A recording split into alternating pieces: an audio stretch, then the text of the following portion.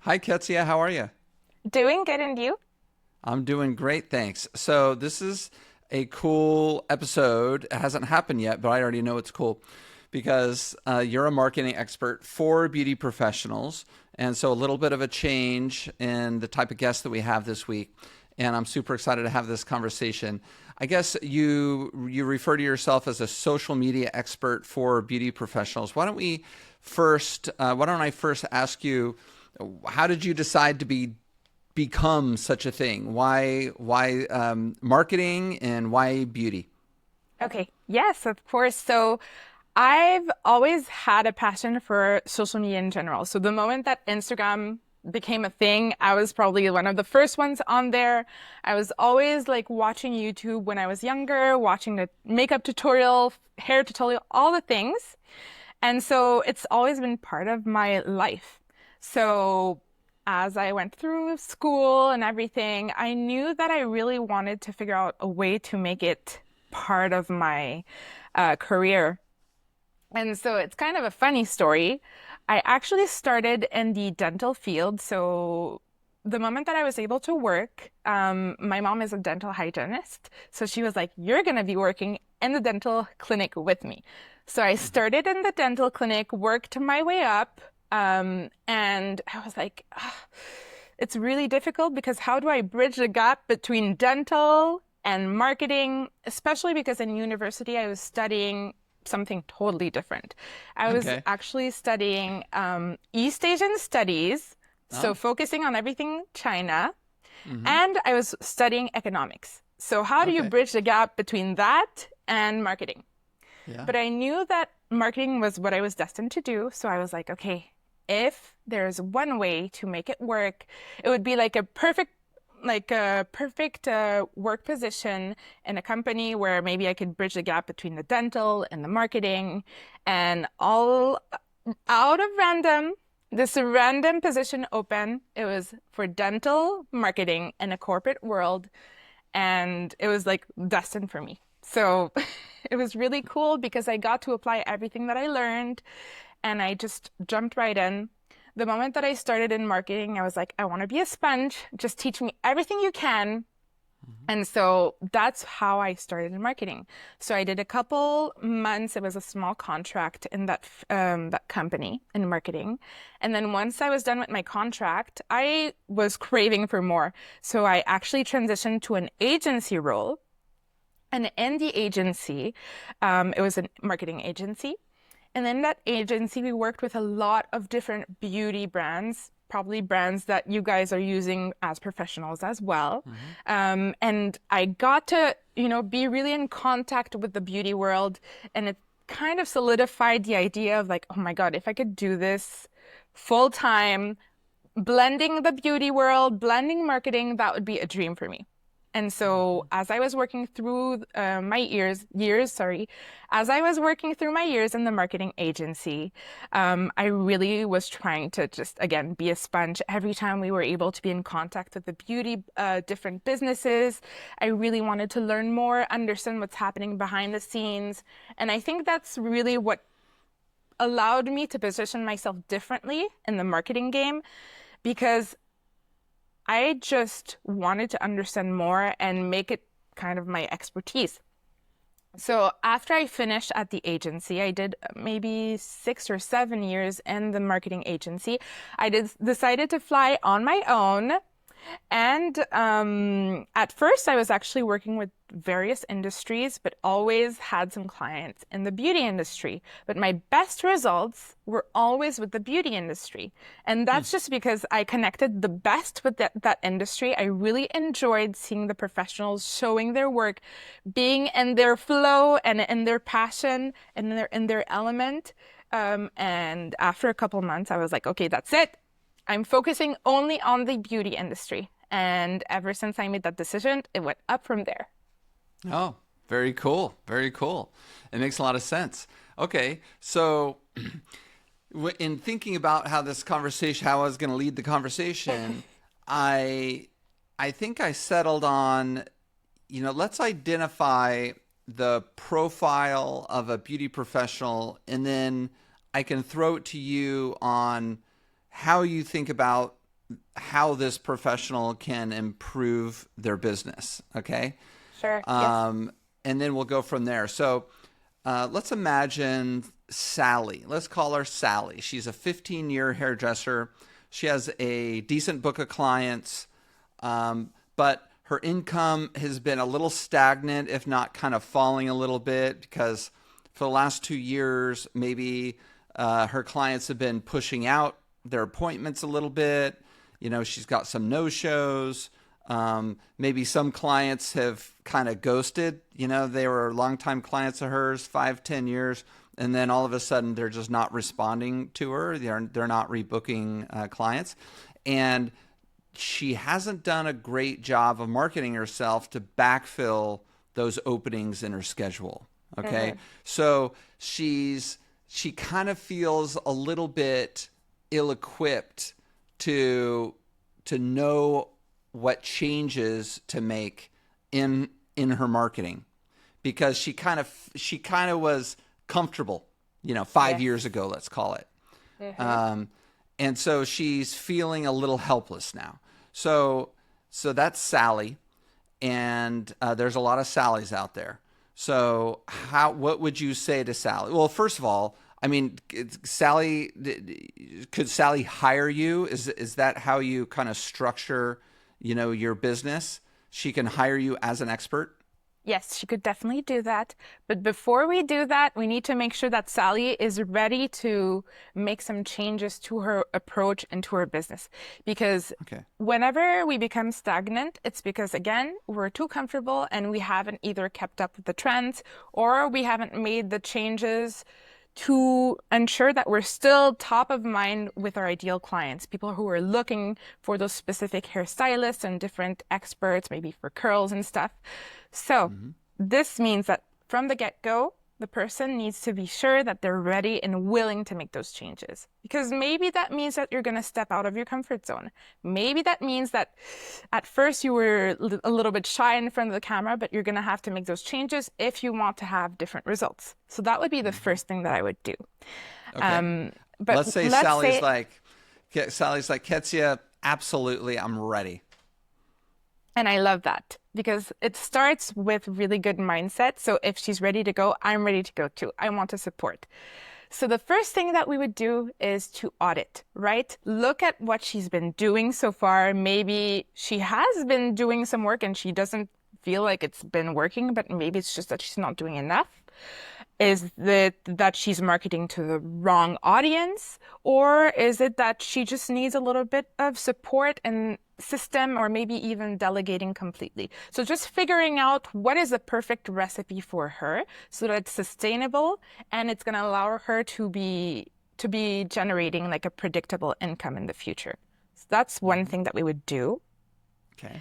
And so once we have our audit, of course, it's figuring out what are her best ways to promote her services. There's a big misconception. Social media can solve everything, but actually social media is just a way to generate traffic to your business. That means we're bringing the eyes to your page, to your website, to your booking link.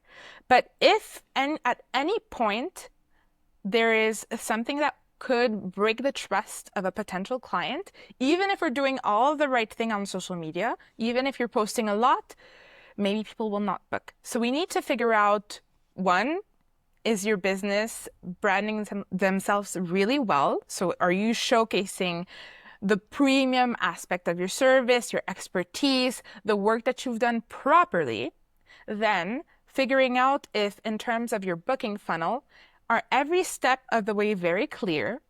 Because again, if at any point it's unclear what the next step is, people will just drop off. People are lazy a little bit. So we need to make it as easy as possible for them. And so if another thing is just that making sure people can trust you properly from every step of the way.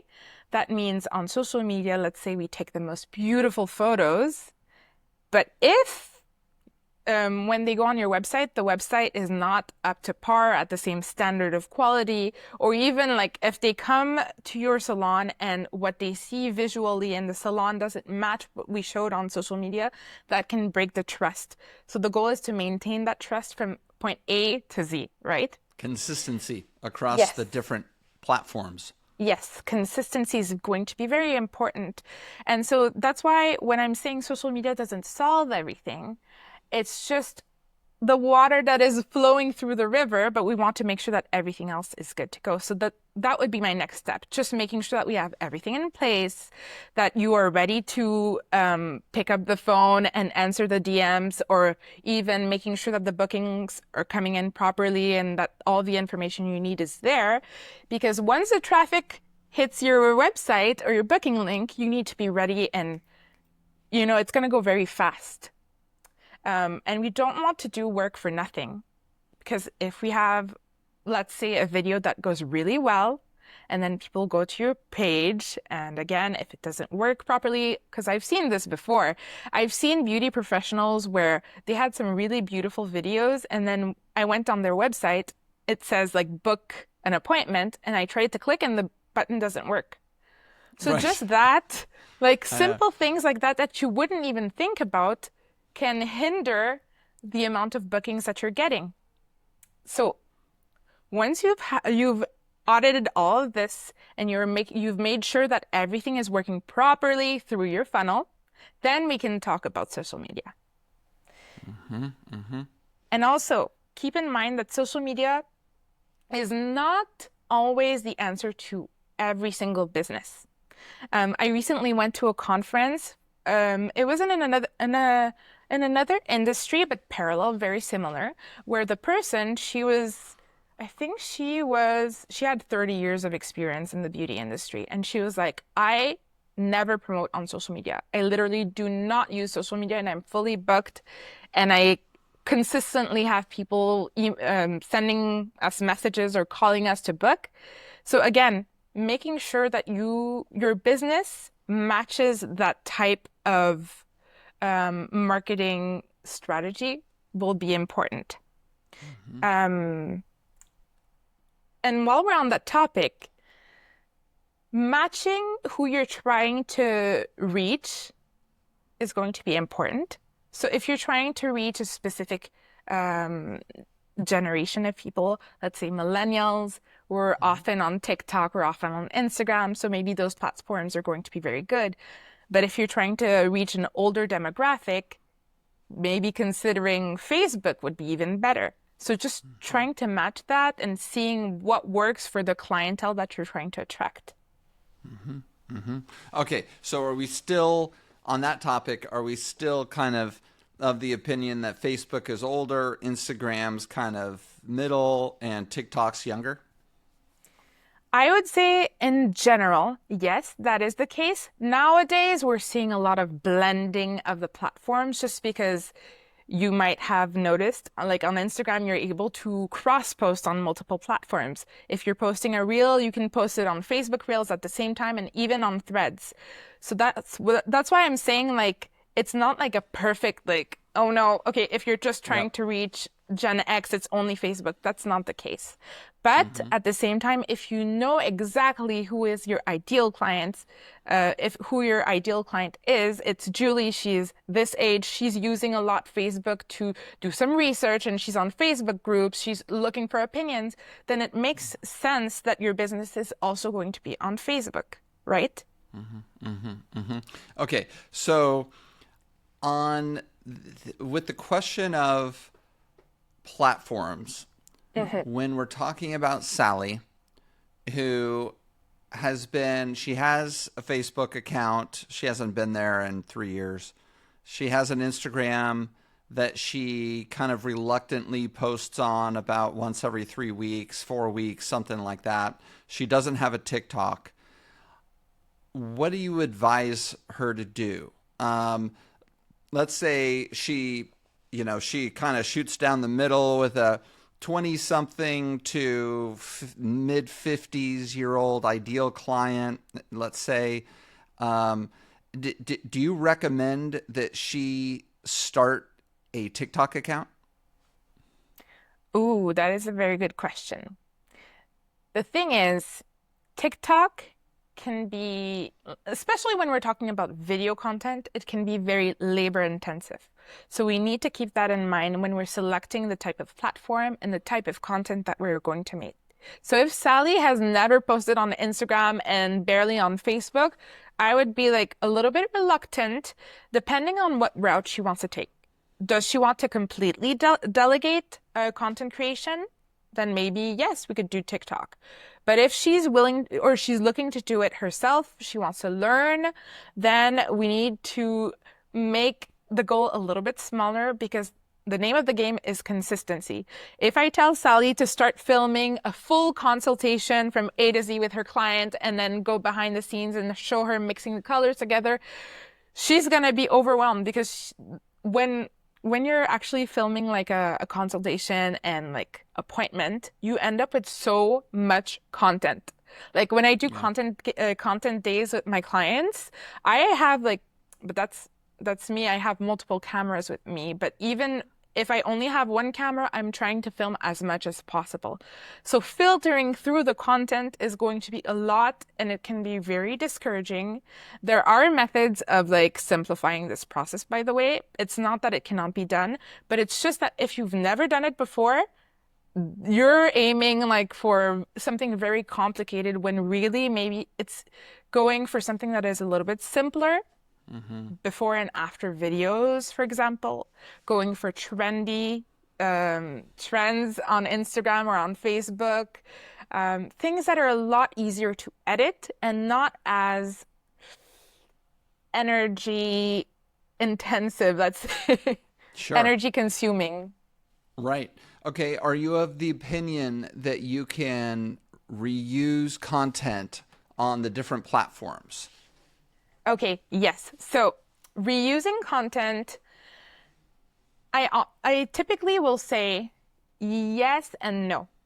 Because if you want to have the best results, the opinion will be no. Just Mm. because the way that you're going to talk to people on TikTok versus on Facebook versus on Instagram is going to be very different.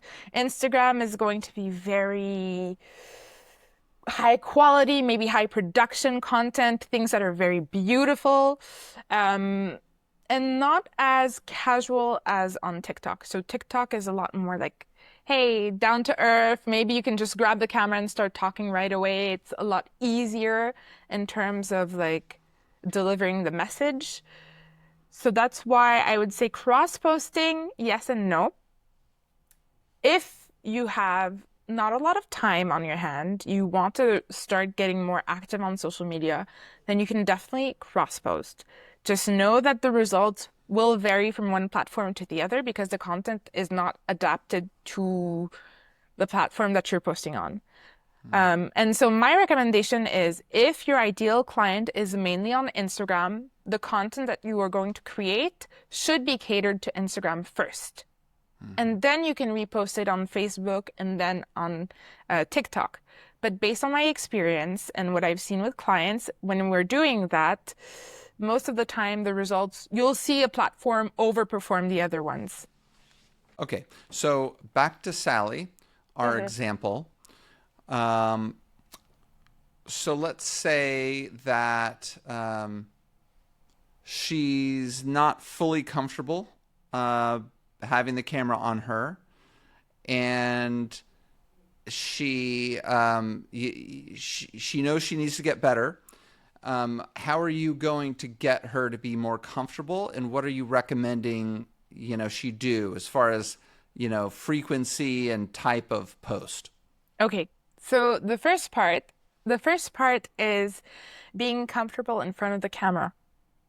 The reality is your first video is going to suck. You just have to get comfortable with that idea. Nobody becomes really good in front of the camera just like that.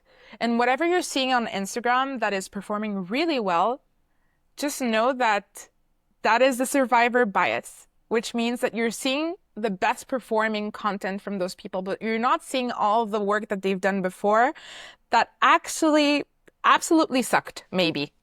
Hmm. because most of the time, the best performing videos, there might be like like hundreds of videos beforehand that were not that good, Yep. but they were willing to be comfortable with the fact that they're not going to be perfect from the get-go, and they're willing to learn and grow. So that's why I was saying it's very important from the get-go when you say, I want to start using social media to grow my business, you know that you're going to be like getting out of your comfort zone.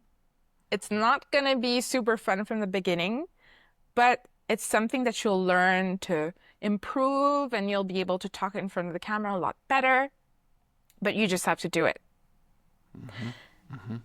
And then in Great. terms of people who tell, because I've seen this too, like I've had some conversations with people who would tell me like, I want you to do social media for me. I want you to help me, but I'm not willing to be in front of the camera.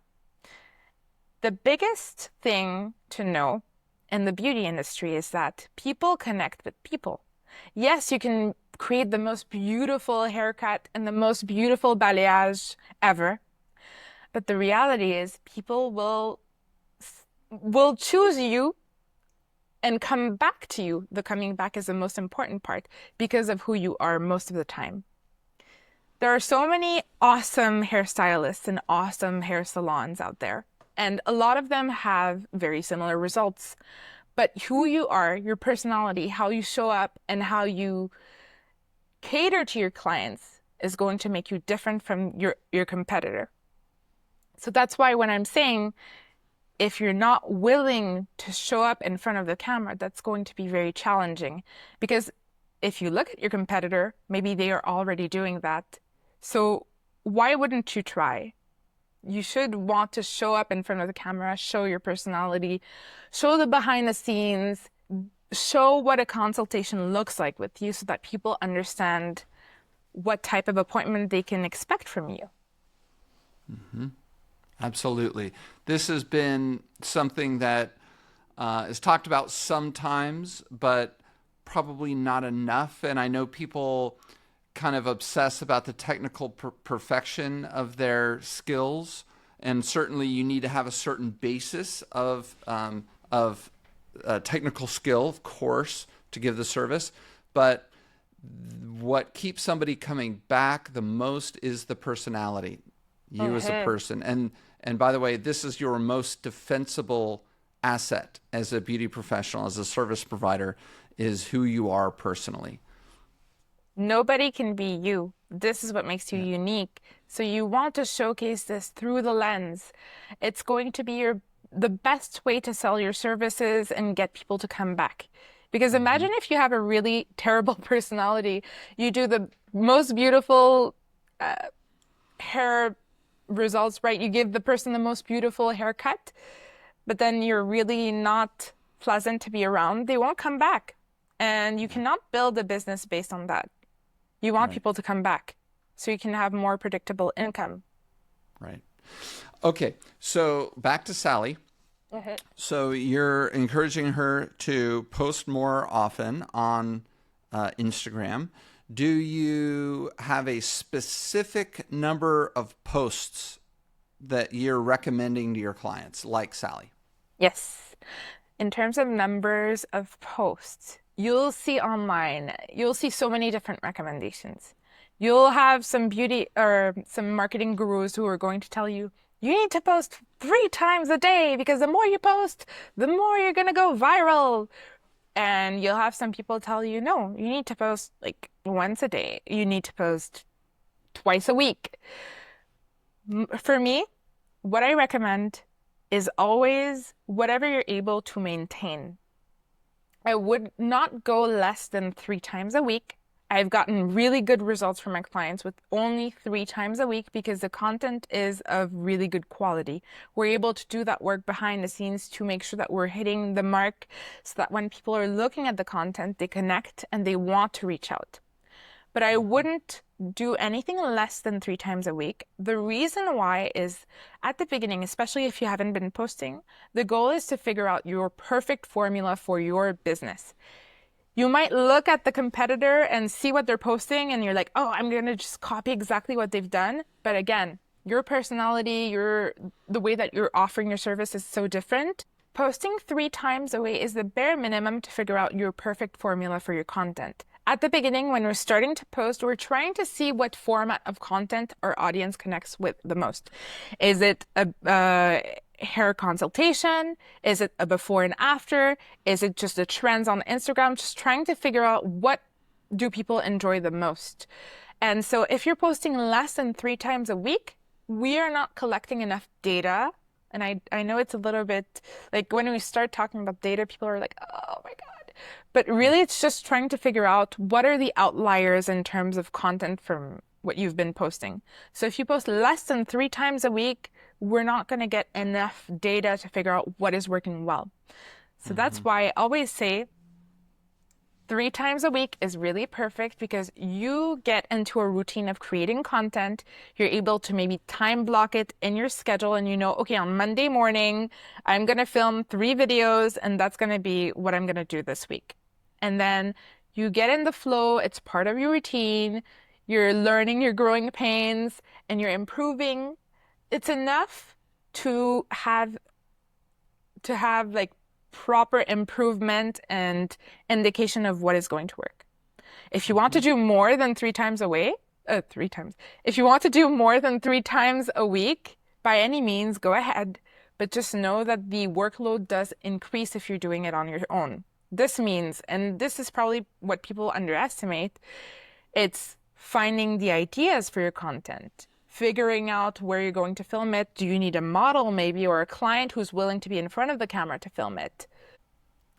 You need to give yourself the tools to succeed because the name of the game, as I said, is consistency. You can't be posting 5 times a week for 2 weeks and then you stop and stay silent. And I can almost guarantee that a lot of people listening probably tried it out and then they quit midway and they never posted right again.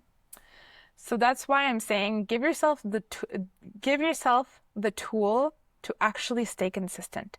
Some of my favorite ways of doing this is first doing content days. That means maybe you have 1 or 2 models that are coming in. You know exactly what type of service you're going to offer them. You know exactly the type of content you need to film. You have your checklist ready and you're just going through the motion. You have your content for the month, maybe just with that. The other thing that I love to do is build yourself a content bank. What I mean by content bank is just having a bunch of content that maybe don't necessarily serve a purpose just yet, but they showcase your work really well. And then maybe one day there's going to be a trend that comes out on Instagram and you're going to be like, wow, I have the perfect video exactly for this trend so I can recycle my content. And by the way, don't be shy, recycle your content. This means even if it's maybe something that is maybe 1 year old, but if it still looks good and it still represents your work properly, reuse it. Reuse the content, just change the audio, re-edit it, and post it again. A lot of times people will never realize that you've posted it once before, and just know that you're going to get a lot of new eyes on your page that have never seen your work before. So why not recycle that content? So on the weeks where you're like, oh my God, no, okay, this week I have no time to film. What am I going to post? You can fall back on those options and just maintain your page active. Absolutely. Okay, so when we're talking about posts, and we're still talking about Sally, and Instagram is the best platform for Sally. She doesn't have a tremendous amount of time, so we're kind of focusing on Instagram.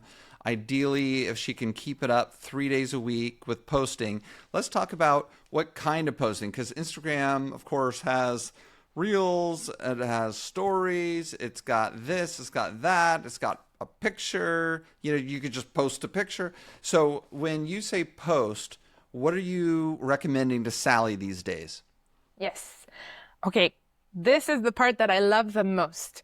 Not every post that you're going to share on your page is meant to go viral. And that's, if there's one thing that you need to remember from this episode is this. The reason why is there are different stages where people are at when they're making a decision on whether or not they want to come and see you. So maybe the first stage is they don't even know that they need a haircut, or they don't know that there's this new trend, this new color that is coming out for hair colors. And so it's just being aware of the options. So this is like top of funnel. When we say top of funnel, it means like people are not aware of their needs just yet. They don't even know that your brand exists or your business exists. So we want to just be in front of them. This is where we're going to post trends, trending audios, very short and funny, relatable content. We're not even talking about your service just yet. We're just trying to build connection and make people relate. Then, once they see this, typically they're going to either go to your page, see more of your content, maybe they're going to follow you, maybe they're going to like, and they're going to consume more content. So then you have the middle of funnel content. This is content where people have already said that they're a little bit interested in your business. They're looking to learn more. So maybe we're going to try to answer some questions that they have. Like, oh, I've noticed that my ends are a little bit frizzy. What can I do? Should I get a haircut? I'm scared of cutting my hair. So we're trying to answer those questions. And this is where consultations are awesome because, again, this is where you're able to show the expertise, show that you know what you're talking about. And when people are seeing those consultation videos, they're like, oh my God, this person who is in the chair, she's exactly like me. So you're kind of mirroring, right, with the consultations. And then the final type of content, which is the bottom of funnel content, this is where people have decided, okay, I know that I need my haircut. I want my hair done. I know that this person has the expertise and the knowledge to get the results that I want. I just need that extra push to book my appointment. So this is where we're going to do more promotional content. This is like, okay, book your next appointment. We have this new promotion going on, or we're offering this new service. Come in. And we're really trying to get people to the next stage, next point in the customer journey, which is either to DM you, maybe it's to call you, or even go to your website and book an appointment. So that's why I'm saying not every step is going to go viral, because the reality is you're not meant for everyone. Not everyone who is going to see your trending video that maybe went viral is the perfect client for you. So we're filtering down who is going to consume the content so that at the end, whoever is looking at your promotional content is the perfect ideal client for you, the most likely to go to your website and book an appointment. Got it. Got it. Are there any kind of hate to use the word hacks, but are there any are there any ways to kind of automate any aspects of DM communication or anything like that? There are, yes, there are really awesome ways to automate. One of the best ways you could do it, you can actually do it through Meta Business. If, for example, you've decided to run some ads, you can automate the conversation there. If not, you can use ManyChat. I know this is one of the most popular platforms that people use to automate conversations. And you've probably seen it when you're scrolling on Instagram. You've not noticed that it's ManyChat, but when people say, comment the word book an appointment and I'm going to send you a link, or I'll DM you, and then you see everyone in the comments saying the same word, this is typically signs that there is an automation going on. And how you can integrate this in your business, you can always do, for example, either if there's like a special service that you're offering and you want people to inquire about it, maybe the video is showcasing this new offer, then you can have it like comment the word of your offer, or comment the word of your service, comment balayage for more information on the service. And then they would comment in your the comment section, and you would reply to them in their DMs and start a conversation with them. Yes. So I'm glad that you mentioned that, because that's a really cool thing. And it seems like people are apt to trigger that communication. Like whenever I see that, and it may not even be big accounts, it may be, a small account, and they'll be like, comment whatever. And it seems like there's going to be a handful of people who do it almost every time. It's pretty cool.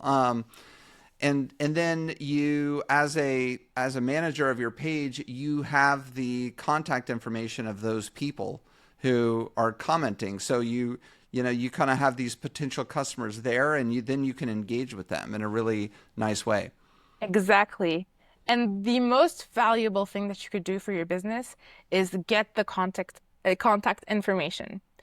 I don't know if you've seen, there's been so many different instances where either Instagram is down or TikTok is down or Facebook is down, and then you have no way of contacting your clients. So it's really important to get people off of those platforms and going to your own platform so that you are getting and collecting either their email or their phone number and their names, and then you're able to maintain that relationship with them outside of social media as well. And we're talking about a website and emails, pretty much, Yes. right? Yeah. Yes. Emails are phone numbers, obviously. Do you have any recommendations? I don't know if your kind of expertise and recommendations extend as far as booking apps. Do you get into that? And, I, and, and I ask specifically for not the booking process, but the CRM, the customer relationship management. In other words, yeah. where do you have your customers, you know, recorded in such a way that you control the list and you can use it as you need? So I've seen different platforms being used throughout the different clients that I work with. I've seen Fresha, I've seen Gloss Genius. One of my clients also use Acuity Scheduling. So it really varies based on either your budget, the amount of uh, how much you want it to be connected to what you have. For example, if you wanted to connect your website, you want it to connect to Instagram, you want to automate. So, depending on the platform that you're using, there are different features that are going to vary. So, just figuring out what is your complete customer journey and what is the information that you want to collect and what are the different features that you want to have will help you figuring out like which platform is the best for you. Yeah. Okay. We got about 5 minutes left. What other tips and tricks do you have for your clients? Yes. So, I have a list here. Um, I have like a special trick, something that I've seen often done, but it's not like people do it 50% of the way when you can really go and get a lot more results. The giveaway. A lot of people will do giveaways of a service, maybe a collaborative post with another beauty pro who has a similar audience. And maybe it's like a hairstylist who's collaborating with a nail artist in the same area, and the nail artist has like a similar audience to who you're trying to attract. So they'll do a collaborative post. They'll say, okay, we're going to offer a haircut and then a manicure. Just comment below the word, tag your friend, etc. What I see done a lot of time is people will host those giveaways and then they're going to be like, okay, so the winner is Susie. Bravo, Susie. And then they're just going to not do anything with that. But just know that every time you have a new comment under that giveaway post, it's a new potential client. So you Yeah. need to have a strategy after you're doing a giveaway. So whenever I have people saying like, "Oh my God, I need new bookings like ASAP. I don't really know where to start. I don't really have a big budget. I don't have a lot of time. What can I do?"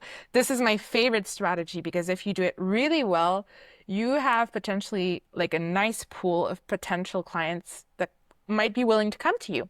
So once the giveaway is over, what I would do is contact everyone in the DMs. You could also outsource this part to someone else if you feel like it's maybe too time consuming, but just having like a special offer ready to go, one time only, and it's just like a thank you for participating, connecting, even just connecting in the DMs and saying like thank you so much for participating. What type of services were you looking to get? Just building that connections. Those connections will really help you in the future. And so if you're able to go in the DMs and say, hey, thank you for participating, here's a one-time offer, then make sure that your offer is attractive enough and you can get people in the door and then build Yeah. that relationship and get them coming back. Love that. What else you got? Ooh, what else do I got? Um, What I like to do, let's see. When you're starting, I often see that in like Facebook groups of beauty pros, people are saying like, I just started, I'm fresh out of school, I don't have clients yet, I don't know what to post because I don't have clients. So what do I do? What I always recommend is getting 1 to 2 to 3 models, get them in, making sure that they look like your ideal client and that you're able to showcase your expertise. Focus on one type of service that you want to be known for and just make sure that people know that you are the go-to person for that service. So if it's blonde balayage, just blondes, then make sure that all of your models are blondes and you're able to continuously show that you know what you're talking about. And so with those 3 models, I would go in, film the consultation from A to Z, film the before, film the after, take some really nice photos, and then build your content plan with that. So post on Instagram, post on Facebook, post in Facebook groups, because Facebook groups are also a great gold mine of potential clients. And then once you have that, then you should be able to attract new clients just with your models. And for the models, I always see the debate like, should I not charge? Should I charge partially? Should I? What I say is you should charge at least for the cost of your materials, at the bare minimum. And typically people will want to come in with that. That works really well for my clients. I love it. And otherwise, you're investing your time, right? And that's what you have a lot of. So that's a good thing to use to invest in filling your books. Okay, one last tip or trick for the audience. Yes. One last tip or trick. Your content, if you want to promote services that are premium and high quality, you have no choice but to position your content in the same way that you want to be perceived.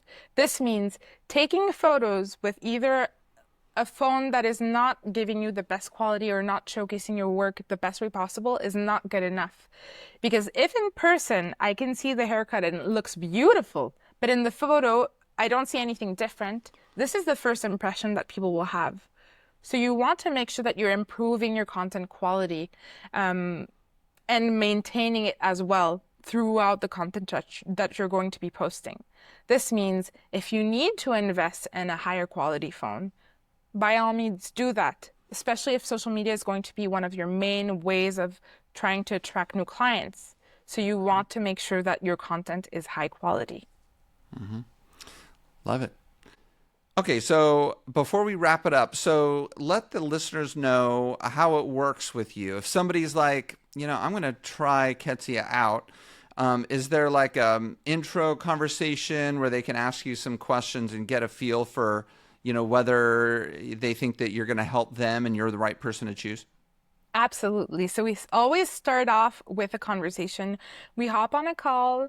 I look at what you already have, how much time you're able to invest as well, and seeing what we're able to make work for your business. So depending on the type of business, maybe the best service or the best support that I can provide is either a done for you approach. So that means I manage everything. I do everything from A to Z. Maybe it's content creation, ideation, editing, and then posting on social media. Or let's say we're not in the same city, because I do have some international clients. You're able to film on your end and send me the videos. That's also an option. Now, if you tell me that I don't want to delegate everything, I want to learn. So we have the option of doing more of a coaching format where I'm giving you the ideas, the content ideas, and all you have to do is edit and film and edit. So this is more like for people who are like, I don't really know what the trends are. I'm not always on social media. I want to show up in front of the camera and be sure that I'm able to get more eyes on my content, but I just don't have time. Then we have the option of doing that. And if you are like, you know what? I kind of know, but I wish I had like a little bit more of an expertise point of view, then you can always book a 1-hour call with me. That works really well as well. We're just going to do a really deep dive in 1 hour, just seeing what can be improved and how we can get more clients. Because at the end of the day, it's not likes, not followers, but more bookings. Yes, more butts and seats. And it's that last option that I think can be very valuable for people because a lot of marketing is just judgment. You know, Hmm. it's judgment of what is a good photo. Like there's some people who think that the photo is good, but it's not that great. You know, it's Yes. not very good and it's not producing the results. And these people are like, well, it's a great photo. You know, why don't people like it? Because your judgment just isn't that good. You know, Mm. we all know Instagram accounts or similar types of profiles where the person just doesn't really understand what makes a good photo. You know, they keep putting up the same kind of thing. And so I think getting an unbiased perspective from a professional like yourself, it can a kind of you know reduce some confusion that some people might have as to why their account might not be working. You could be like, the photo's not very good. It's dark. You cut off the top of your client's head and the bottom, and so let's talk about some boxes that you have to check that make for a good photo. And Yes. so I think that can be very valuable for people.